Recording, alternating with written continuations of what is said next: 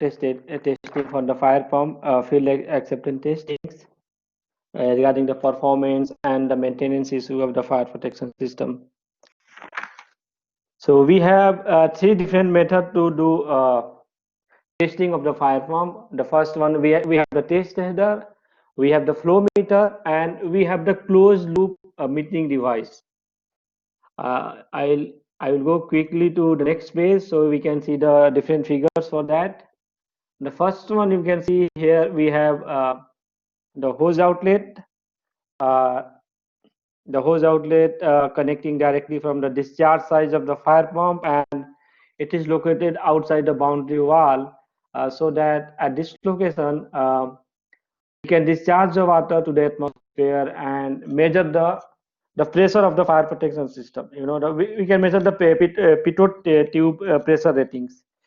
The flow pressure at this location. Once we can measure the flow pressure, we can utilize the formula, the one we discussed a while ago, or we discussed a lot in the hydraulics, the 29 point something, and coefficient of discharge, diameter of the pipe, and the velocity pressure at the outlet side of the flushing test. So after while doing that, we can do the performance test for the pump. In this figure, you can see it is the same look. It is the same purpose. These figures, but we don't want to discharge water at this location. We just connected the hose line to the outside, and we can calculate our pressure at the at some of the convenient location where there is no problem with the water discharge. First one is for the test header discharge. At the bottom, at the left bottom, you can see there is a header, and with that header we have different kind of different numbers of 2.5 inch connection. So these two are the same, and the only difference is the method of the fabrication of the pipe, right? So we can use any one of that based on our convenience, size of the pump, and location of the site at the site. The one you can see in the right left, the flow meter, right? The purpose of the flow meter we'll discuss in a while. You guys are there, right? Yes, Mr. Rabi. Okay, so flow meter, this is a special pipe from the discharge side.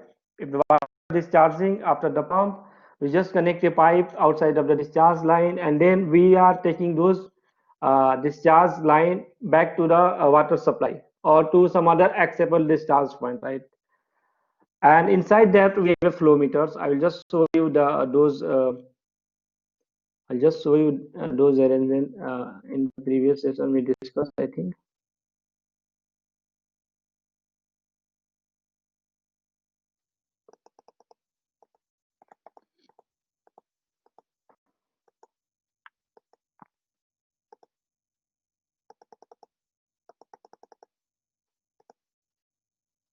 If you can see this, location, right? We discussed yesterday regarding this various accessories and piping in fire protection system, discharge and suction side. You can see this is our pump, and from this location in the discharge, we have the connection back to the supply, right? Now this connection go back to the supply line, or this might go to the suction side in the storage tank. Keeping in mind the water is discharging in the storage tank, it is the must far distance from the suction supply connection, because if water is getting dropped at the suction side, what is going to happen? There will be more turbulence at the inlet of the piping. So either we can supply this line back to the suction side of the piping, or we can sub connect this piping directly to the water storage tank. But keeping in mind that if this is our line to the pump, right? So this line should go something far distance from that, so that when water drops in the when water getting drops in the tank, right? We don't have the effect of when water getting drop in the tank, we will have some turbulence, right? Some turbulence due to the force of the water. So that should not reach this location very easily. And while reaching So we can minimize the turbulence created by the discharge line. This is the idea if you want to that one. There are some other method also, right? We can discharge to the, even we can discharge this line, you can discharge this line to some of the convenient location in the end, right? Outside in the atmosphere also. So it's based on the application, right? Where you are going to use that. One beauty of this arrangement is that, the meter device, we don't have to discharge water into the atmosphere, right? Suppose your pump is, you want to test your pump for 10 minutes or half an hour, right? And you measure the flow. If the pump capacity is 2000 GPM, gallon per minute, or more than that, right? 4000 gallon per minute. So that much of water discharging into the atmosphere, right? Now this is the waste of the water, the first thing. The second thing is the water accumulated in the area where we are going to discharge the water, that area going to be flooded, right? So there will be other kind of the contamination issue, environmental issue, and there are lots of the, uh, municipality department policy. So we have to be careful adding that. So to avoid the method first, right? Uh, to avoid the method first, we can use this closed loop metering device, right? This is a metering device. This is not the closed loop, but this is the flow meters we can use to discuss the water discharge.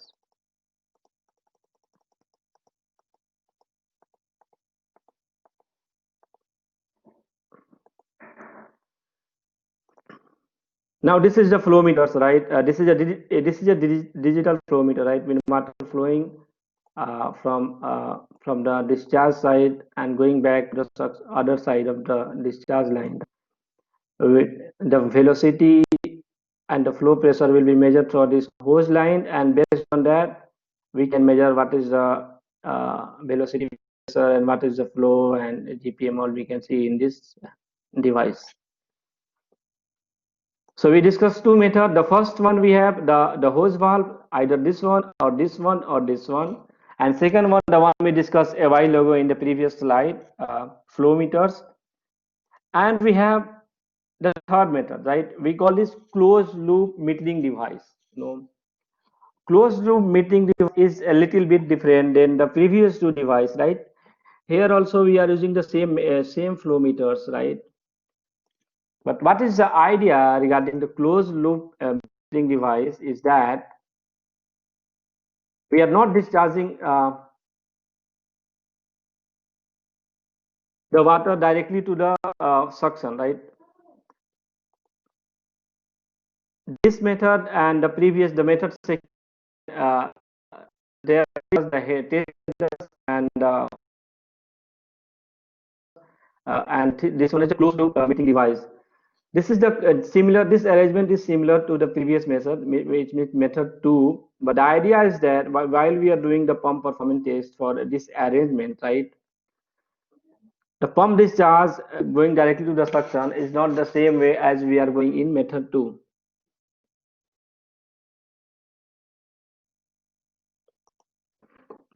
Water is just getting recirculated from this line. Water is just getting recirculated in this line. There is no suction supply. Once suction supply full, we close the valve and then we are recirculating water in this line. So we cannot see this is acceptable to measure the flow and pressure. But when we are doing the acceptance test, pump acceptance test, which required after each 3 years, right? In that time, we want to calculate the discharge of the water, right? And we want to know, we want to calculate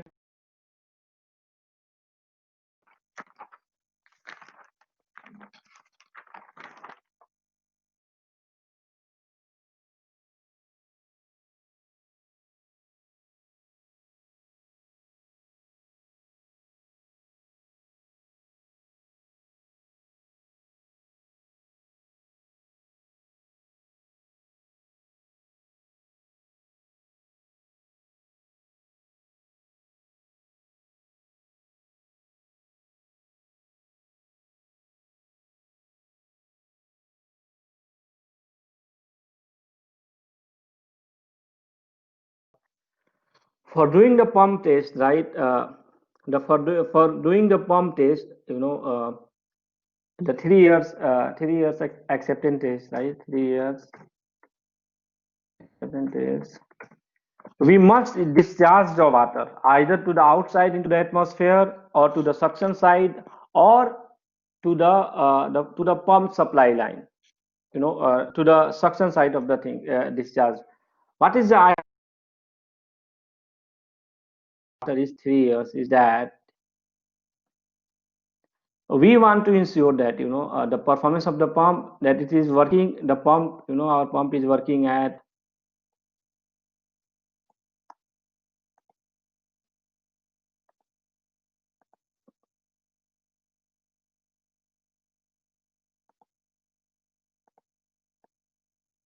our pump is working at 100% rated capacity, right? 100% pressure and flow, and at the same time our pump is working at 150% of the flow at 65% of the pressure head. So after 3 years we want to measure the pump performance. This is the first things. The second thing is that we want to ensure that it is the water at 150% capacity of the pump is getting supplied from the suction side or not. So we want to assure that we are getting enough water from the suction or from the water tank or the suction line at 150% of the rated flow, right?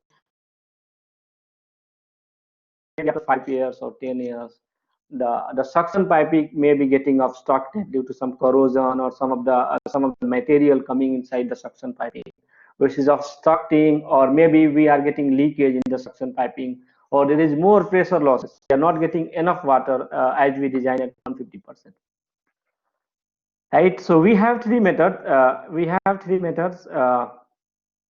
The test header, the flow meter, and the closed loop metering device. Right. So this is acceptable for acceptance test after 3 years, but this is not acceptable because we are not discharging water to the atmosphere or to the suction side or to the suction tank to know what is happening exactly with the suction piping and the water supply to the pump, and how efficient is the water supply from the fire protection pump.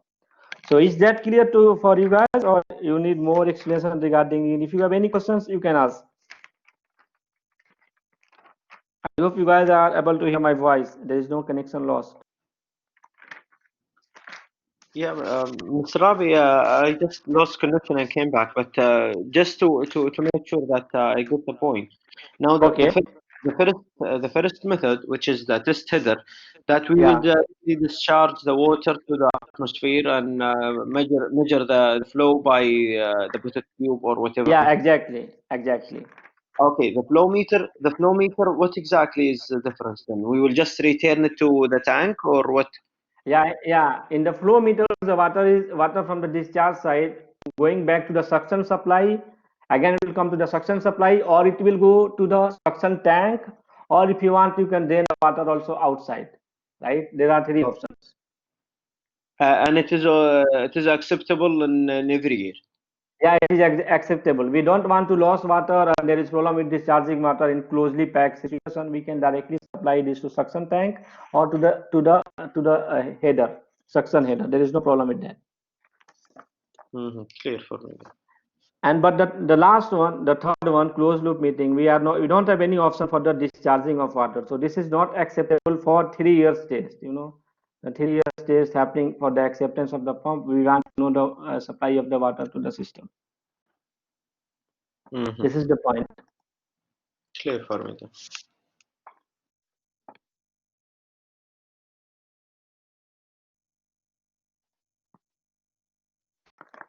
Okay, now we move back to some of the testing devices and all. We'll discuss all in detail. This guy, what this guy is doing is just measuring the RPM, the speed, engine speed, so that it is one of part of the pump acceptance test or performance test, that is if the engine is running at the adequate rotation, right?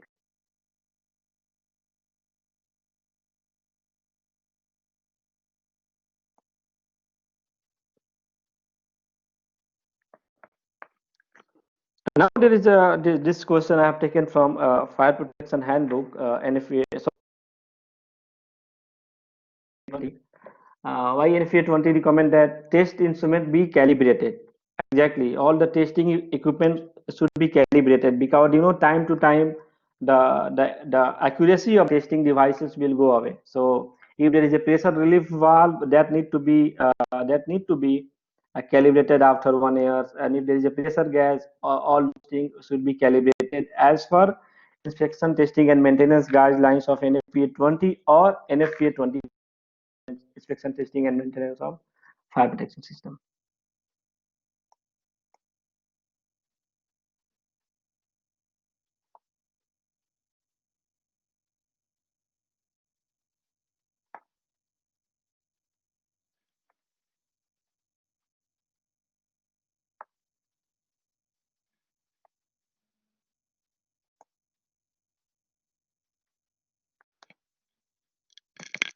Just wait a minute. I think I lost my network.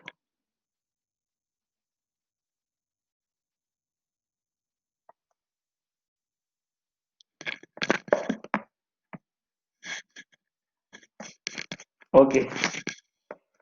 I think there was a network issue from my side. It's solved now.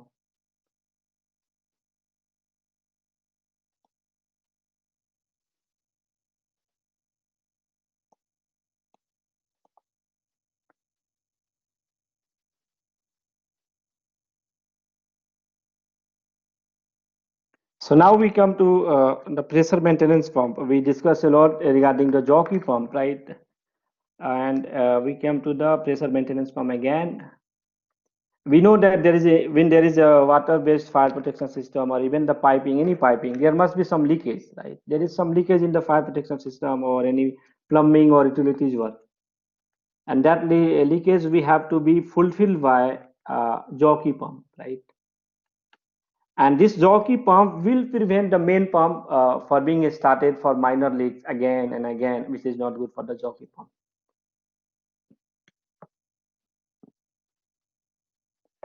Now again, as we know that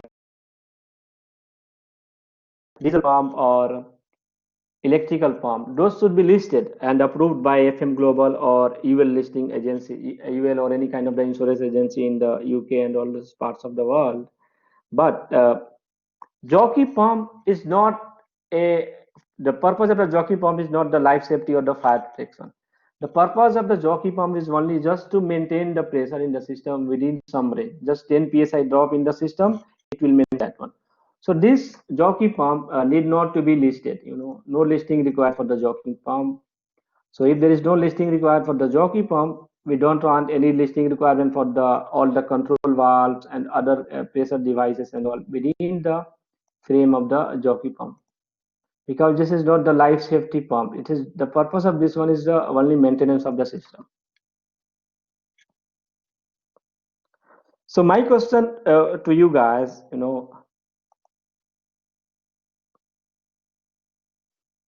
why we need jockey pump? If we have fire pump, right, the diesel pump and the electrical pump, it can be also fulfill the demand, right? Just in a fraction of second. So why we need a jockey pump? What is the idea behind that? Mr. Abdullah, Ahmad Baisa, Anas Abu Khair, Muhammad Gamdi, Muhammad Al Hazri, Muhammad J. Asiri, Naif Al Garian, Nasser Al Anji, Saud Al Wazi, and Jasaf Al Hazri. Yeah. Why we use a maintenance pump, and even that this maintenance cost is not listed. Hello. Yes, because we use it to maintain the pressure inside the network. Okay. So it's not uh, that important as main pump. So Yes. we don't. It's not need to be listed in UL. Yeah. Yeah. Exactly. And the other point.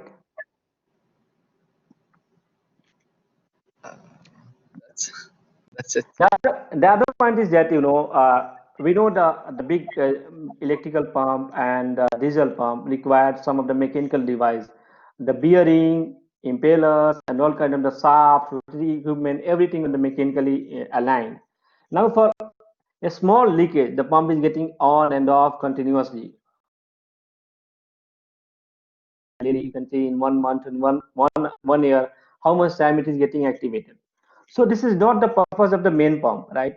If the pump will go like this without the jockey pump, the pump mechanical system will start getting damaged slowly. The bearing will be loose. The bearing will be getting damaged slowly, and the shaft will make get damaged. The impeller will not work. So what we only want to run the main pump when there is an actual fire requirement or during the pump flow test. Other than that, let's do that job by this job pump. So we want to save the life of the main fire pumps. As for some of the reference book, what I have read that when the pump are designed, they're designed for 20 to 25 years or some hours, some 10,000 hours. More than that, the pump not that is the life of the pump. So we don't want to damage the main pump for this small leakage to avoid any kind of the problem with the main pump. We just use this small pump so that it will fulfill the demand. This is the idea regarding that. Mr. Rabi, just again the Yeah. last point about the lifetime of the pump. Yeah, normally the pump lifetime is like 20 to 25 years based on some of the inspection testing and research. They said the pump will be going for 20 to 25 years in the normal condition. Beyond that, maybe it will go, but you need more maintenance and all. And the running times of the pumps sometimes is 10,000 to I think 20,000 in between the range.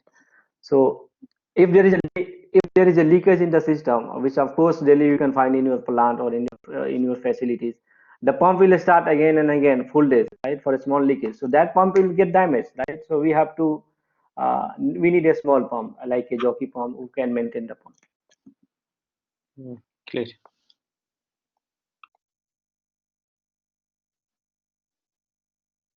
Okay, so there is one activity for you guys. I think you guys can solve this. If a main pump capacity is 1000 GPM at 100 psi pound per square inch, and what is the capacity of the jockey pump? Means what is the pressure of the jockey pump and what is the flow of the jockey pump? I didn't discuss in the beginning. Right, there is two conditions. The first one, the jockey pump should be sized for 1% of the flow of main fire pump, right? So if your main fire pump is the 1000 GPM, right? So you need at least 10 GPM from the jockey pump. This is the first point. The second point we have that the jockey pump pressure shall be capacity of the pressure shall be 10 psi larger than the main pump. So if your pump is rated for 150 psi, the jockey pump shall be rated for 160 psi, right? So this is the two requirement, right? The flow will be 1% of the main pump, and the pressure will be 10 psi larger than the main pump.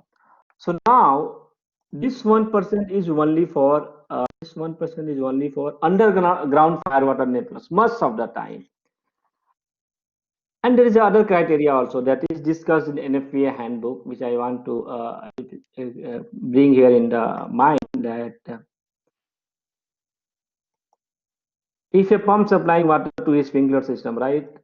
If a pump supplying water to the sprinkler system, okay.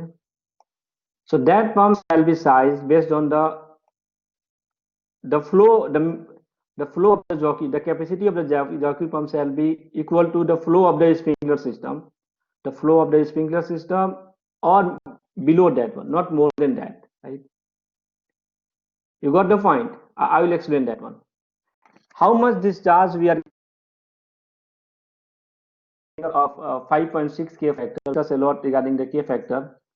5.6 K factor at the minimum pressure we reach 7 psi, right?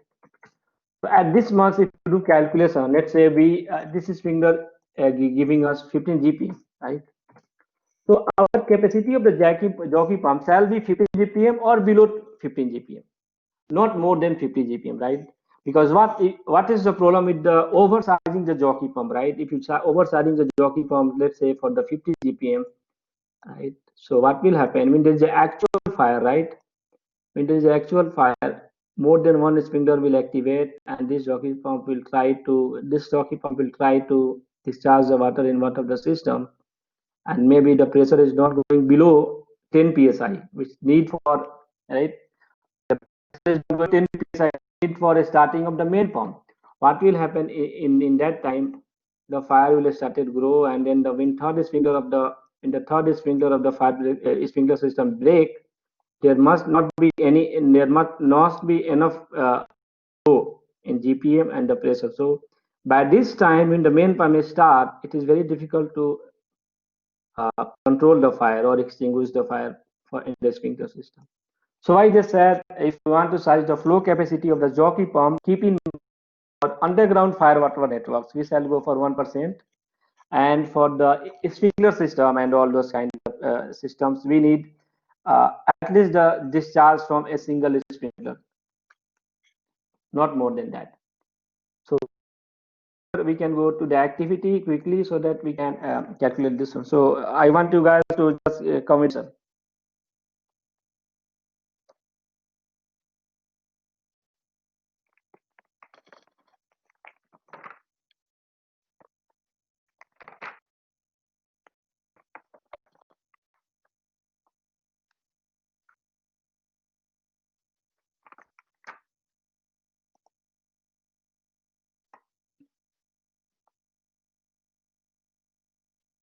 10 GB.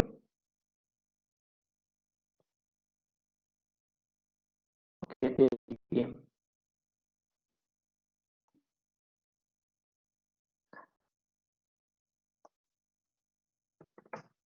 No, 10 GPM at 110 PSI, right? Exactly.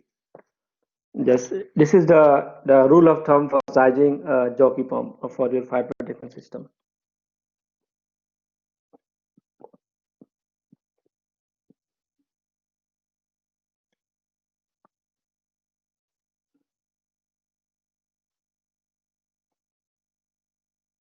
Okay, moving on to the next slide. For this is now we are coming to system acceptance, right? Once you install your system at the site, we need to be go for the okay.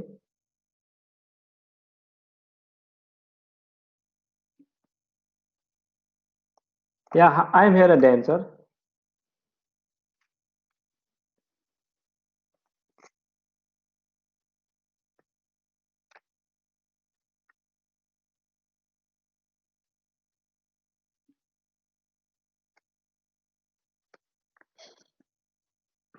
Okay.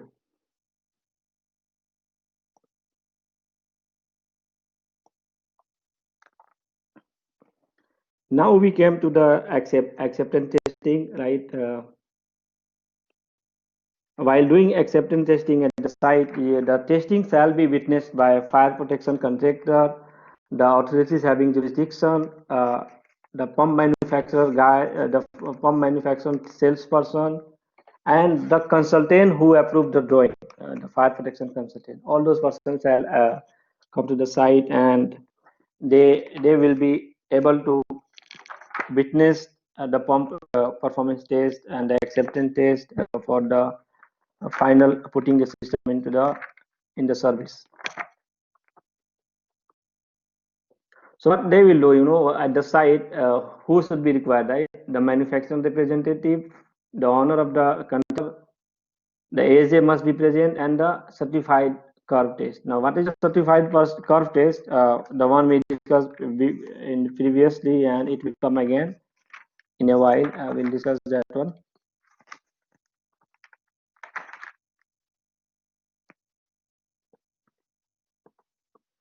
The function of that, once we install system to the site, we want to know that the pump is installed as per the recommended guidelines of the NFPA and the guidelines of the pump, at the guidelines of the pump manufacturer from their data sheet.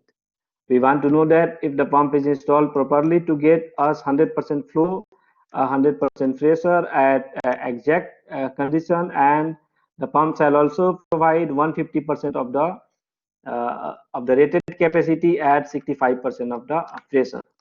We want, and they will notice also the suction pressure, whether it's a negative suction pressure or positive suction pressure, which they have already, they already uh, get the detail before the shipping the pump from their manufacturing facilities.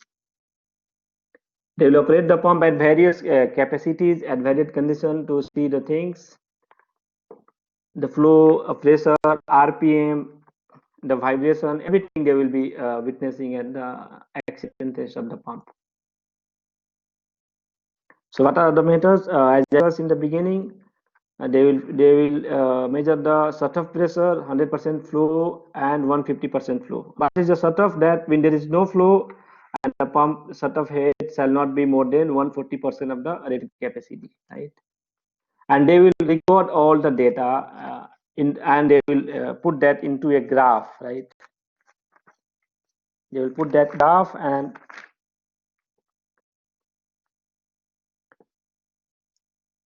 they will also measure the speed of the pump, right? The pump RPM. They will measure the suction pressure, right? We discuss the suction pressure. If suction pressure is in negative, the pump will get some kind of the turbulence flow, some kind of the bubble inside the impeller, and those bubbles will collapse in the high pressure zones of the impeller, cause cavitation inside the pump, which reduce the capacity of the fire pump performance by time to time, and it will also damage the impeller and all those parts. They will also measure the discharge pressure, right? What is the pressure and the discharge, and how many number of hose nozzles are there, pitot pressure for each nozzle, and total GPM. The one we discussed, the pump, the flow test method, the SEVILE, the three methods: hose headers, metering device, and closed loop metering device, right? So they will check for all kind of the arrangement, and they will record all those data.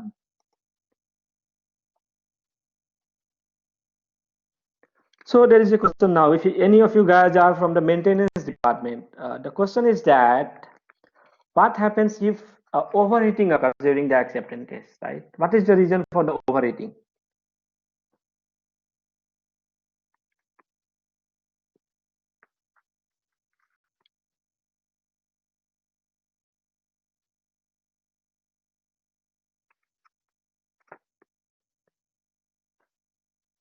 So they should check the overheating condition of the pump, right?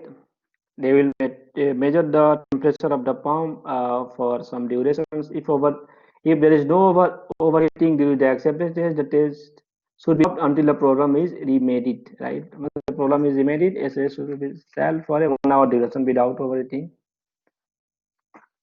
If there is overheating into the pump, right, so you have to stop the process, and you have to fix the problem, and then again you have to go for 1 hour durations running the pump. And if there is no overheating, then we successfully completed the test, right? So we can move on to the next slide. Mr. Rabi, but for the acceptance test, is there any specific duration for the test itself, or to identify if there is any overheating? Yeah, if you started, yeah, there must be some duration for that one. If you start, just wait a moment.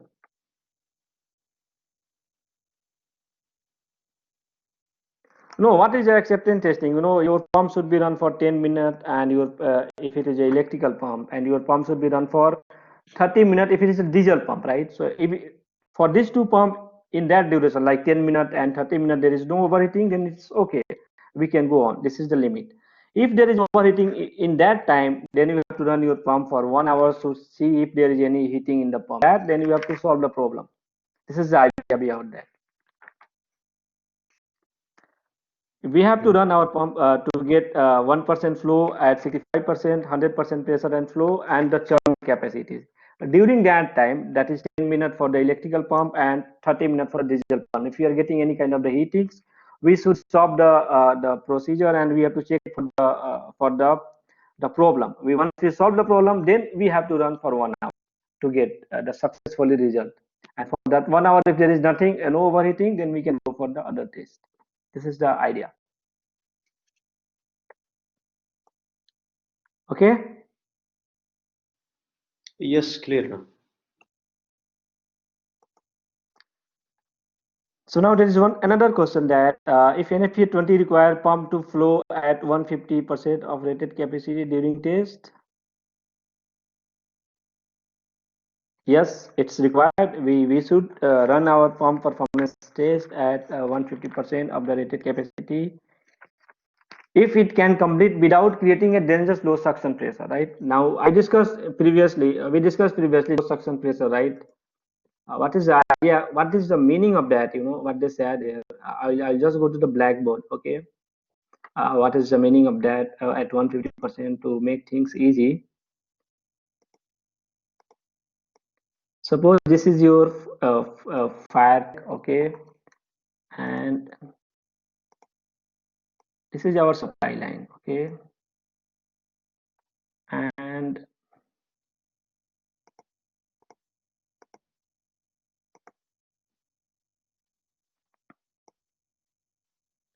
this is our pump, and this is our discharge line. Let's say wherever it is going. Saying exactly.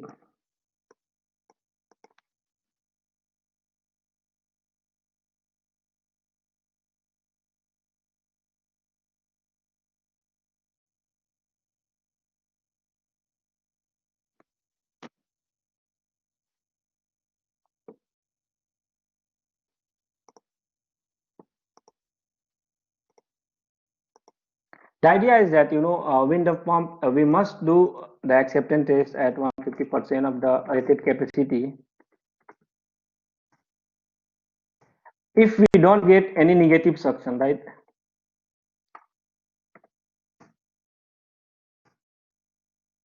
If we are not getting negative suction pressure at this location, right? While doing pump performance test, if there is no negative suction pressure in the suction side of the pump, we can do 150% test. But if there is a negative pressure, right? When there is a more flow in the system, what is sorry, it vanished. And come again. The idea is that the pump looks so big, right? If it is our pump, right, and this is the impeller, so we have to do at 150% in normal conditions the acceptance test. But at 150%, if we are getting negative pressure in the piping, in the suction piping, now this negative pressure is dangerous to the pump. It will be damaging the pump impeller and reducing the performance of the pump. So in that case, we cannot run a pump at 150%, right? 150% we cannot run do the performance at that point. Now the question is that we discussed in the beginning that our pump is rated for our let's say this is our graph. This is our graph, right? And this is how the graph looks like. This is the pressure, and here we got the flow, right? And we can size our pump between 90% to 140%, right? Yes, how there is a negative pressure? Good question, Mr. Ahmad. We can just put a suction, right? Here is pressure gauge at the suction side, but this pressure gauge should be able to note down, should be able to identify the positive pressure like plus 5, 10, 20, 25 psi. At the same time, the negative in the other direction. We call it a compound gauge. We call it compound gauge. Now the function of the compound gauge, it will measure positive pressure also, it will measure negative pressure also. So if we have the negative pressure, then we have to stop our pump performance test at 150%. We'll reduce it. Yeah, we should not run the pump if we have negative suction pressure at 150%. There is criteria for that. I will come to that point. What is the idea behind to stop the pump? We know if you guys still remember the hydraulics for fire protection, we discussed that flow equals to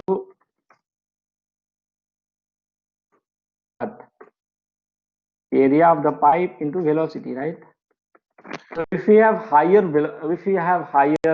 flow, it means if the flow is higher, it means the velocity should go high, right? So if the high velocity in the piping, right, in the suction piping,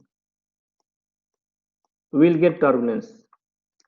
How we will get turbulence? NFPA says that in the suction piping, the maximum velocity shall not be more than 4.5 meters per second. This is not exact figure, but something around that. So our velocity we have to keep in this range, right?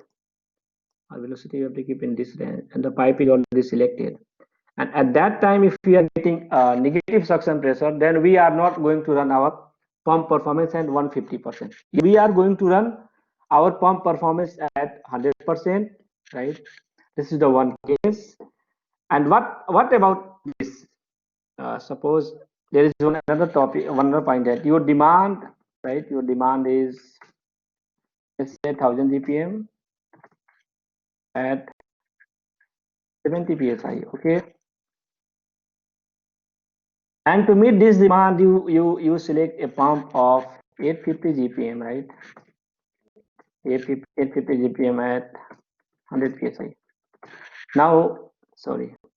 Now to meet this one, the pump will run at maybe 1.2 times of the 1.2 types of the. If you divide that, how will divide 1000 by 850, right? At 1.5, not 1000. I think what we have to do, 850 into 1.5. Sorry, 850 into 1.5, which is 150%. How much we'll get?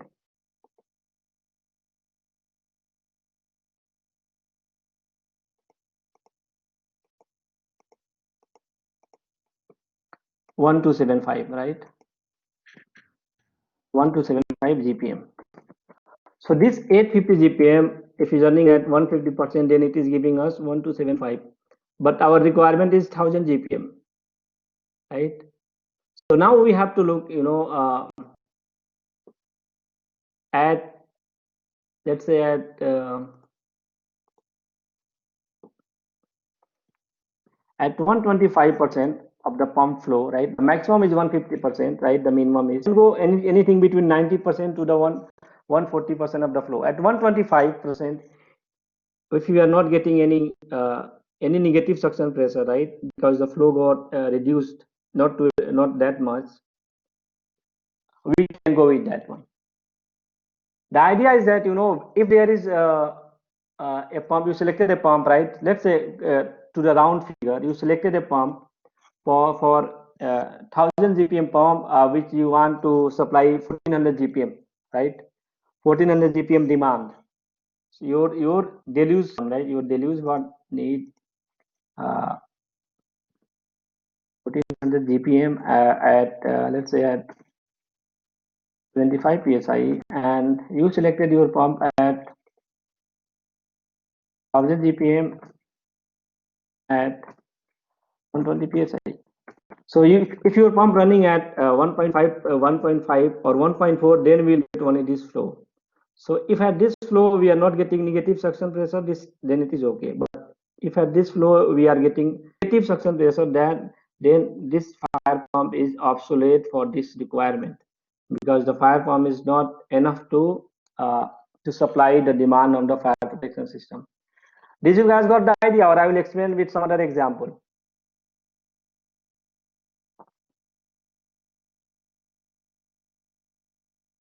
Yeah.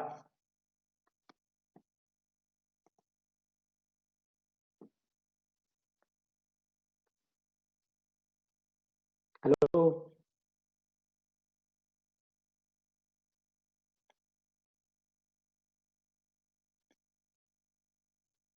You guys are there, or there is a sound connection disturbance?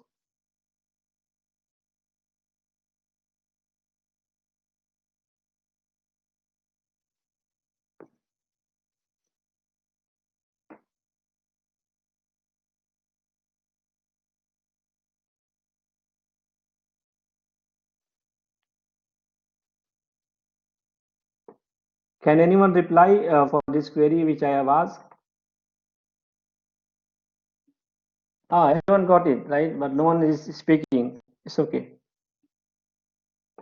That's good. And this is the reason, this is the reason why the pump company, if you are going to purchase a pump, right? The salesman from the pump manufacturing company will ask you the straightforward question, right? They will ask you that how much at the site. So before purchasing the pump, manufacturing company want those details. What is the suction we are getting at this one? The suction pressure, and how we suction pressure will get based on the height of the tank we discussed in the hydraulics for fire protection, right? And the friction losses in the pipe. So we have to provide this detail to the pump manufacturing company. So they will make the pump according to the suction requirement of our project. All the curve are, based on the project to project. So we have to abide by the rules.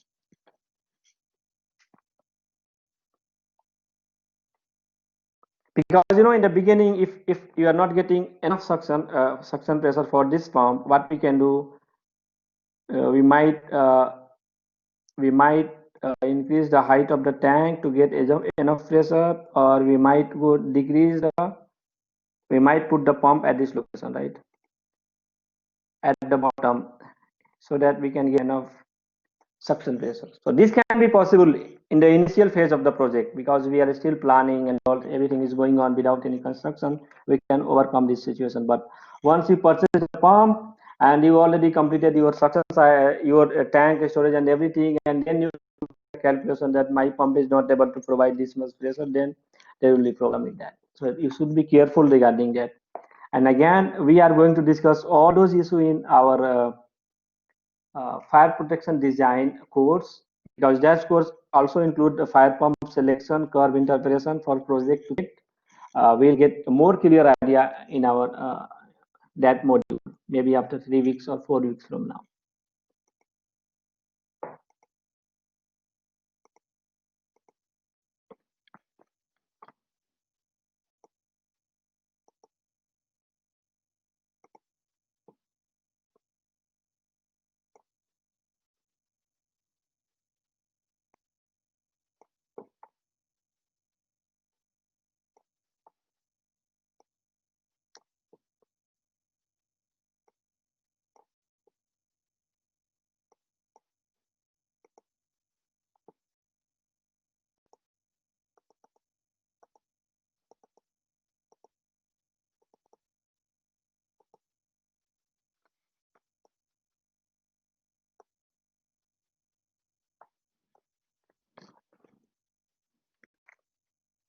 Now here we have,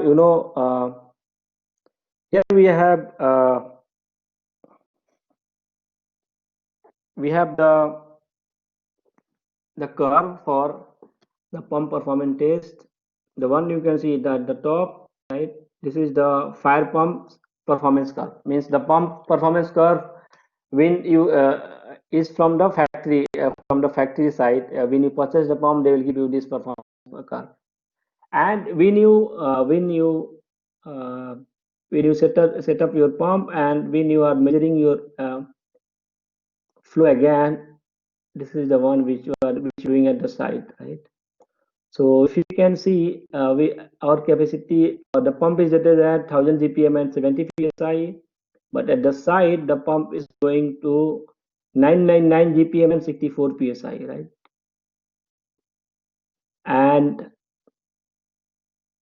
this is 1500 GPM, 150% of the pump at 46 psi. Here we are getting 1500 GPM at 42 psi, almost the 5% fluctuation. There is allowance, in NFPA handbook, that allowance is acceptable to the curve.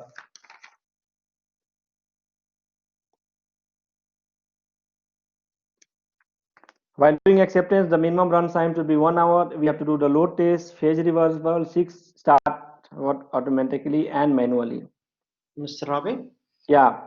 I have a question regarding the curves. You can go back to the previous slide. Okay. Yeah. now the upper curve is the performance curve at the factory, right? Yeah, at the factory set condition. Okay, and then the acceptance test level. This is the first acceptance test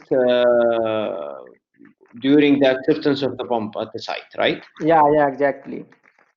And most likely, as you just mentioned, it will not be exactly the same. It will be a little bit lower in the Yeah, performance. plus minus. I think there is some allowance in NFPA for 20 chapter 14. And what is the percentage allowance? I will come to you maybe after this break. I forget that the allowances, but there is some allowances like plus minus 3% of flow or 1% of the flow. It is acceptable because at the side thing will be changed. Yeah, but later on, after the acceptance is completed Yeah, and annual performance test, yeah, maybe again, after. we will take the measurement again of the flow and the pressures. But we should compare it to which curve, the one which was done in the No, we have factory. to come Acceptance. with the factory curve only because we are limited to the factory. Because if you do first with the factory and second with this one and then again with the last one, it will slowly go down, right? So we already deviated from our design. So we have to keep the main one as our reference point. This is our origin, the first one. And from that, might be some allowance due to the aging of the fire pump, but not much. But what is that allowance? I will come to you maybe after this break. Just wait for a moment. Because I remember it's 5%, but is that only during the annual acceptance, or and how exactly we need to compare it to the performance test at the factory or the one which the first test We done have at we the have to we have to compare with the performance test of the pump certified curve, which is at the factory, with the main curve, not with our previous curve, because the previous curves might be going a little bit deviated from the main curve. So if you are doing that again, yeah, yes, the first test done at the site will yeah, be always the best performance that the pump can deliver with yes, with the existing facilities and yes, piping and yes, everything. yes, exactly. But after for example 5 or 10 years, if we are still comparing to the original one, which was done in different inputs and arrangements in the factory, then there will be a big actually differences. Yeah, there will be big differences between that. So we have no. NFPA says that we have to be in the range of some values like something like 1, 2, 3, or 4%. I don't know exactly what is that value. If more than that it is deviated, means your pump is obsolete, not more suitable for the system. And just wait for a moment. After this module, I'll go for a break and I'll come with your answer for this query. Oh, okay, clear.